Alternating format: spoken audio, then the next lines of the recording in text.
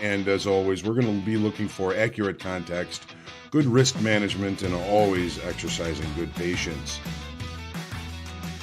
Anytime you're talking about fundamentals in a market and direction, fundamentals take a little bit of time to play out. We got crude oil today, kind of trading yesterday's value area really nicely, low to high.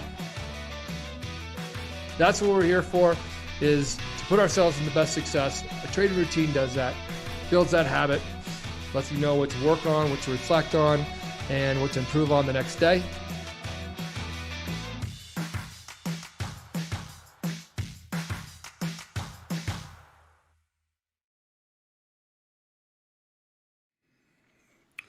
Good morning and welcome to the Market Forecast. It is Tuesday, September the 14th. I'm John Hoagland.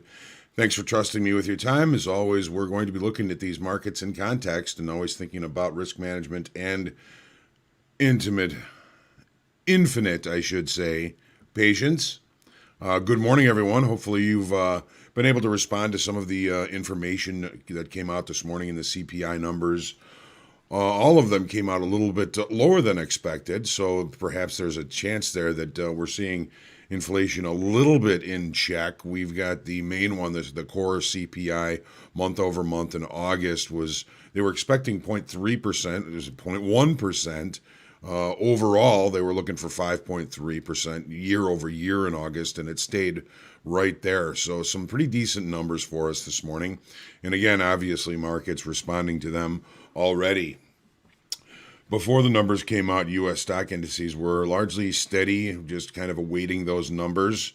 These numbers today are likely going to have an influence on the FOMC meeting next week as to when they decide to start reducing the buybacks. So we've got a lot of information that's potential out there in the market, lots of potential energy in the markets. We see crude oil, the equities, even gold, kind of spiking to the upside after those numbers. Eyes will really be on Apple today as it's going to present its new generation of 5G enabled iPhones just days after a court ruling threatened the power of the Apple App Store. So this is going to be an interesting week in Apple for those of you who are Apple watchers.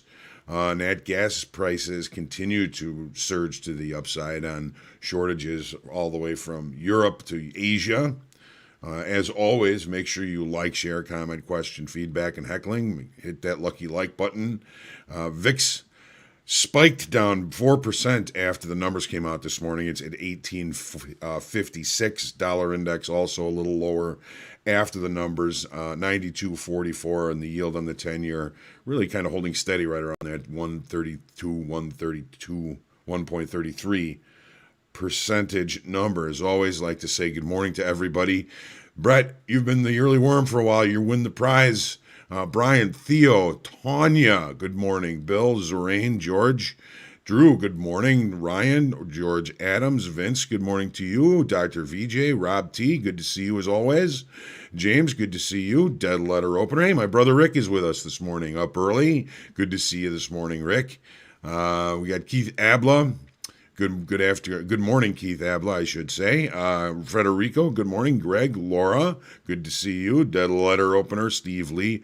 The chef, Mr. Magallanes is with us this morning. Good to see you again, Mr. Magallanes. Jeff Martin, Cam, good morning. Jason, Rob T, James, Andres, and Tone. Good to see everybody. I'm going to pop a couple of links in. The first one is for Futures 201 today. We should be saying 201. Today we're going to be talking about personal traits that might be actually beneficial for futures trading. We know we've got some wiring that we have to work on anytime we get into learning how to trade. These are some of the traits that you may find beneficial. Tomorrow, traits detrimental, things that we probably will want to work on. The next link is for group coaching tomorrow. That is at 1 p.m. Central. Futures 201 is at 12:30. Group coaching is at 1 o'clock. So we got a lot of action for us tomorrow. Don't forget, tomorrow at 3 o'clock, you've got Dan and Michael Patak, the founder of Top Step, going to be answering questions live on YouTube. Make sure you sign up for that, and we'll look forward to seeing all of you there and answering all of your questions. And so that's about where we're at. I've got my notes here. The notes have changed a little bit here since the CPI numbers came out. We're going to see what we see in these markets. And as always, we're going to be looking for context. Now, this morning there was some pretty decent potential for changes in markets in gold, and we are seeing our kind of inverse crude oil head and shoulders now starting to look like we may see some action to the upside. I know I think it was Morgan Stanley said they're looking for some pretty higher pricing for crude oil in coming days and weeks. So we're going to see how that plays out for us. As always, we start with the daily in crude. Let me make sure I get everything all good and set up. Looks like we're good to go. Let's dive into the charts. All right. So crude is in rollover. It's going to roll probably volume the October into the November contract on Thursday. We're always looking to time those things, and we're never quite sure exactly when they're going to happen. We'll be keeping an eye on it. As of this morning, volume still considerably in the October or the V contract, so we'll be sticking with that for yesterday, we had a test of and a close below the weekly kickoff high, which is 70.60. We have now a look below it, and we seem to be pushing higher above it. So what was resistance may be now becoming support. We also have this longer term trend line that goes all the way back to the beginning of July. We've got a point of contact here. We had a point of contact here. Yesterday at the high, we're holding above that now. We've opened with the opening range at the low of the regular trading hour session. We lost 13,000 in open interest yesterday, but again, we have to remember that we are in rollover, and that information is going to be blurry and in large part not very helpful for us. So we are facing a potential breakout above weekly kickoff high and this trend line that could create the continuation above the neckline of our inverse head and shoulders here. And when we look at that, we go, okay, what's the potential move? We go from the base of the neckline to the top of, or in this case, the bottom of the head. All we do is we measure that from the breakout point, which I'm calling basically the neckline, and that has us all the way up around $77 a barrel. It'd be interesting to see if that actually plays out. I'm not going to be real happy about that at the pump, but technically, if this is a true head and shoulders, that distance between the neckline to the top, or in this case the bottom of the head, is the measurable distance for a potential move. So we do have some space above here, at the very least up until we get up around 73.50 for a pretty swift move up to that level, if indeed that does happen. Taking a look now at the 30-minute chart, and so here's our close yesterday. 70.45 was the close. We had some overnight longs in this market that kind of reconciled, I would say, probably right after the CPI number. This is the 8 o'clock, the 7:30 bar. We do not have the opening range at the high of the regular trading hours session. However, the knee jerk has been to the upside.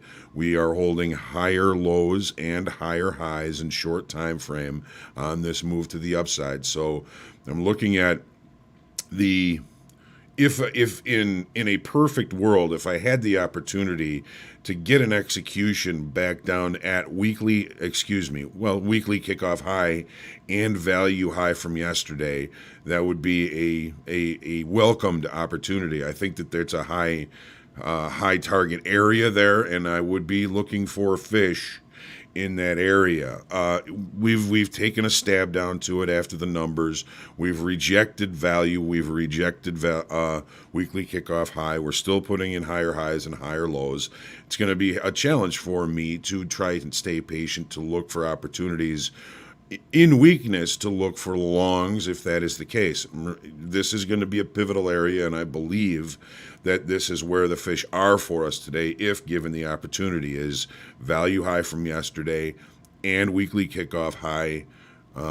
What we're looking for is a test back down to it and rejection of value from yesterday. If we reaccept inside value from yesterday, that could mean another move to the downside that could offer us an opportunity for longs, if that is, again, in our hypothesis. So we don't have a gap. We've opened, we've tested, we've traded above the high of the overnight session, seeming to reject that area right now. I'm going to stay patient, see if I can't find better levels to look for longs, if that is, again, in my hypothesis, which it seems to be, especially knowing that we've got a potential breakout in two stages, weekly kickoff high and this trend line, and a inverse head and shoulders that could provide a pretty substantial upside move. The S&Ps still in rollover. We added 172,000 in open interest on this yesterday, but again, that is a function of rollover, people moving their positions from the September into the December contract. So I'm not looking at that as a huge increase in a directional activity type of move. I'm looking at that as, okay, well, we're moving over. We've still got about 500,000 contracts in September with which to expire or to roll over. But knowing that Friday is quadruple witching, that is going to be the end of the rollover for the equities, and we can go back to depending on our volume and open interest. All right. So we still, even after the number came out, we've got an inside extended trading hour range. That was before the number and after the number. We know we have expiration on Friday. Going to start to look at this in the shorter time frame because this is our kind of a third day in an area of potential balance. So we're going to take a look at the 30 minutes. What do we have? We don't really have all that much that's going to be providing good opportunity or good information for us. We didn't really have much overnight inventory, so we can't lean on that. We've had a decent move to the upside after the numbers come out. We've also been in short time frame, one time framing activity to the downside, where the highs and the lows have all been lower for 3 straight days. Maybe a little bit of an indication that we've gotten a little bit too short there. But again, with open interest and volume blurry because of rollover, it's difficult to see. We have naked point of control that we tested down to yesterday. We don't really have much in the way of those left until we get to the absolute high, which was last Monday.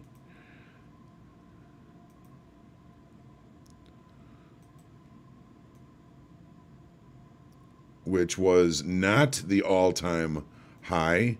We actually hit the all-time high the Sunday night before that.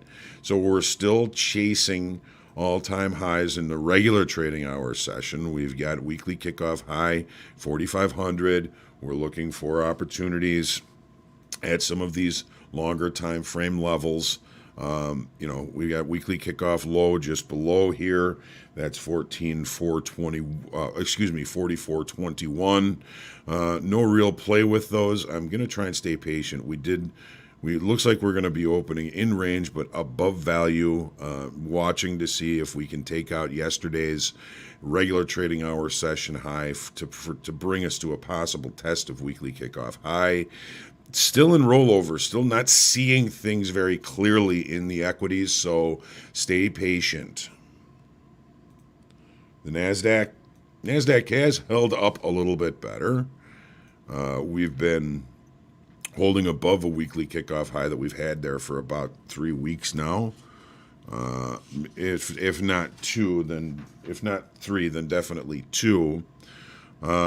We tested and rejected below last week's low and weekly kickoff low yesterday. We've still got our open interest rollover blur going on here. We added 157,000. Oh no, we added 18,000 overall yesterday. There's still 157,000 left to expire or roll in September, which will all be done again by Monday. Inside extended trading hour range again. No real rush to get into anything, particularly because it's rollover, and very similar to the S&Ps. We've got no real overnight inventory. We've got some one-time framing activity 3 days in a row. We've got the market driving out of value to probably open above value. Again, I'll be looking for opportunities at the high from yesterday. We do have a naked point of control above this that will be somewhat of a visual target for traders today if we continue to move to that direction, and I'm holding longs. This would certainly be an area where I would consider lightening up some of those longs, if not getting out, because again, we don't really have any naked points of control back above there, not even at the all-time high.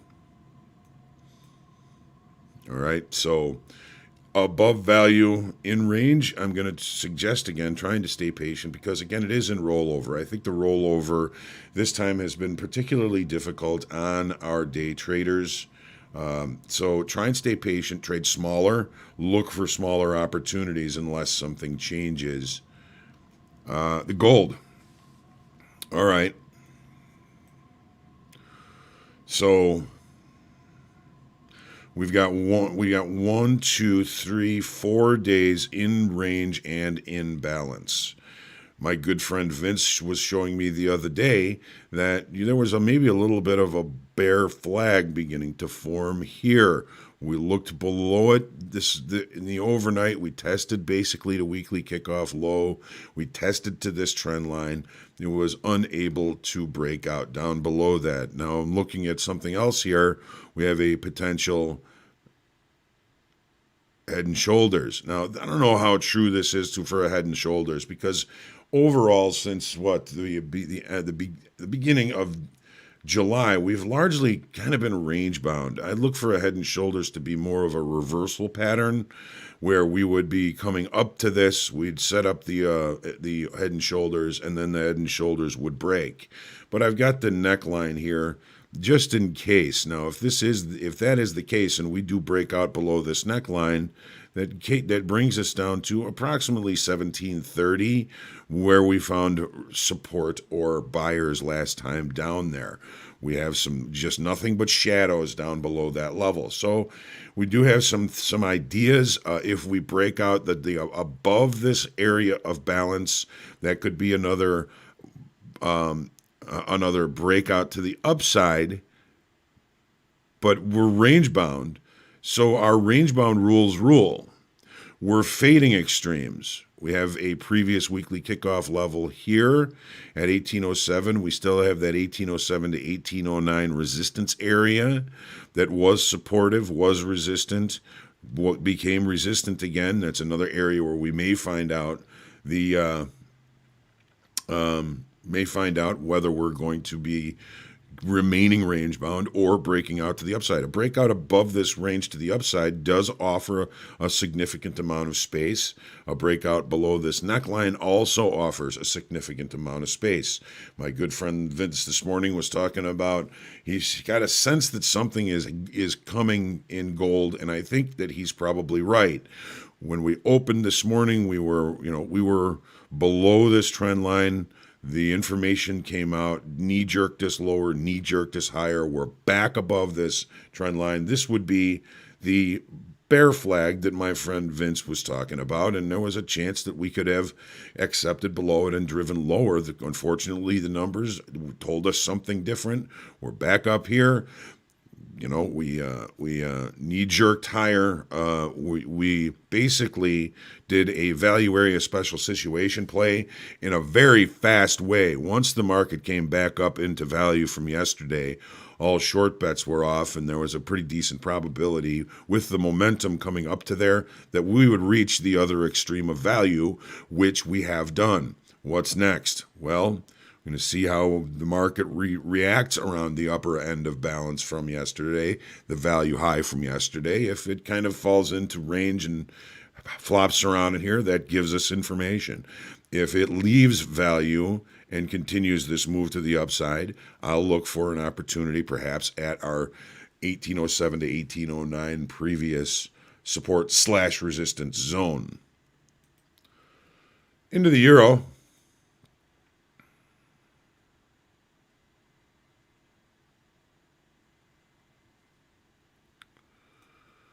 All right.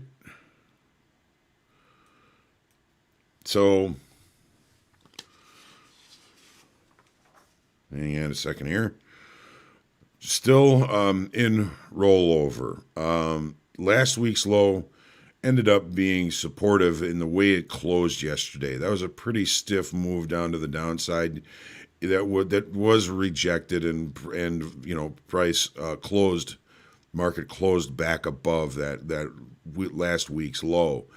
It's basically our low of the session today in the overnight session. So was resistance, tested, rejected, support. Again, we added 23,000 in open interest, but again, that's a function of rollover, not to be saying that we added a whole bunch of directional positions to the market yesterday. So last week's low is going to be pivotal. It may be history for us today already.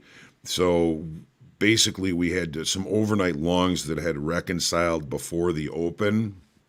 As soon as the number came out, we basically found some buyers. If these buyers remain, I don't want to fight them. Looking at the daily chart here, we've got a couple of swing highs here that might be resistant, but I think this opens up the probability that being supported at last week's low could bring us to an opportunity to see how the market looks at last week's high, and that's a pretty considerable move, all things considered. So I don't want to fight this move to the upside. We may see some resistance up here at this swing high, which it seems as though we already are. We've put in a bit of a poor high here. That's not a very strong high, not showing any excess, and we do have a naked point of control between the price we're at and last week's high. So I'll be keeping an eye on that as well. Again, I don't want to fight directional markets without some sort of structure. If this structure remains against this level, that could offer an opportunity for us later on in the day. All right. Yeah, the CPI numbers certainly sent a bid under the euro. 10-year. This will be the last week, at least for now, for the 10-year. We're going to change the 10-year out on Monday with the nat gas.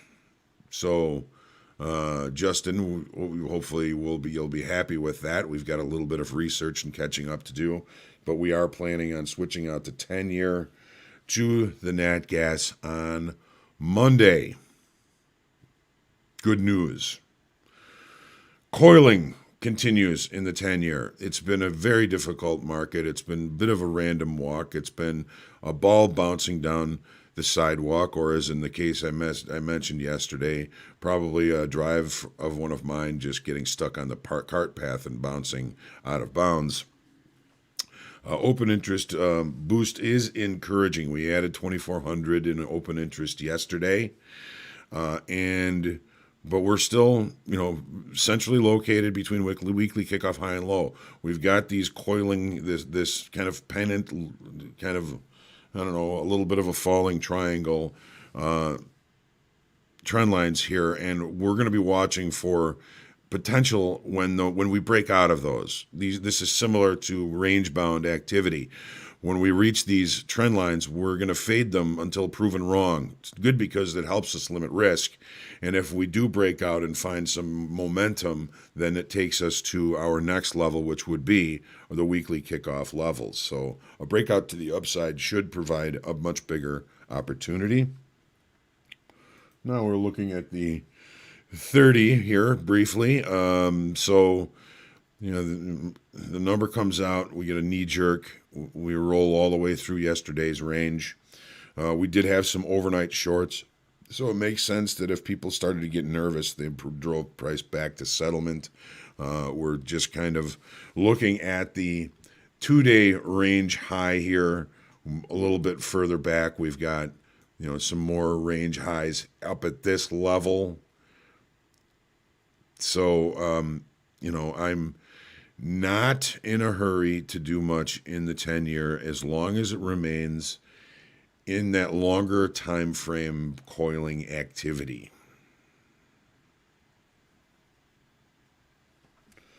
All right.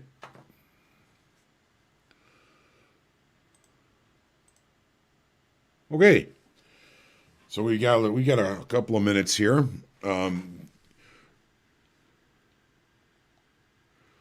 Okay, crude oil opened with a small gap, which has now been closed, but right now it looks like value might be developing higher or overlapping higher. I'm thinking of buying weakness. My thought as well, Mr. Decker.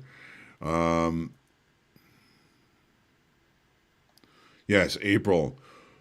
Is it good to change contract in NQ? Yes, you should be trading the December NQ and the Nasdaq, and well, that is the Nasdaq.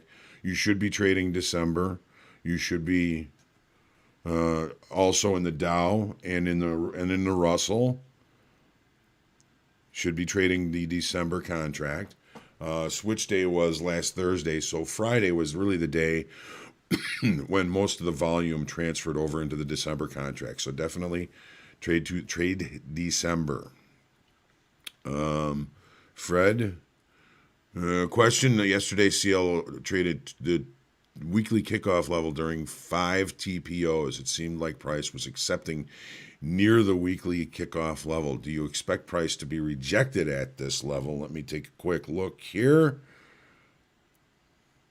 I always like to have what I'm looking at on the screen. That's not. And I put on the wrong thing. So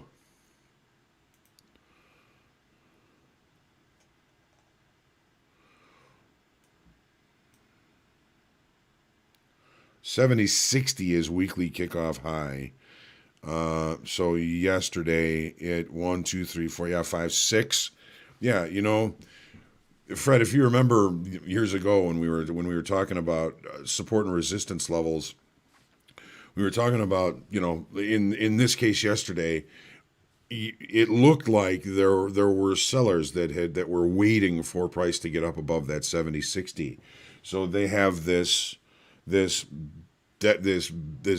if you will, of sell orders up there. So as price continues to push up into that, they fill all of those sell orders until there's no sell orders left. Now, in that case, if the buyers are too long, the sellers up there are going to end up getting paid. If the buyers are too long, they're not going to have anything left to purchase, and price is going to move lower. So if yesterday we had that pile of sell orders above 70.60 and we exhausted them, but we still have buying power behind us, then we're going to probably see some of those 70.60 sellers, where whatever time frame they're in, at some point they'll get nervous and go the other direction. So seeing that value is opening outright higher or overlapping to higher after exhausting those sellers at that important inflection level also leads me to believe that I want to look for opportunities to buy weakness. That's a very subjective thing, and good luck finding those subjective areas today. It is always a challenge, but we do have that 70-60 level just below us that should provide opportunities for longs if we even get there, because I like the fact that that value high from yesterday is right in that area as well. So I think there's probably fish there if we can get deep enough. We'll see. We'll have to see how that plays out, Ted.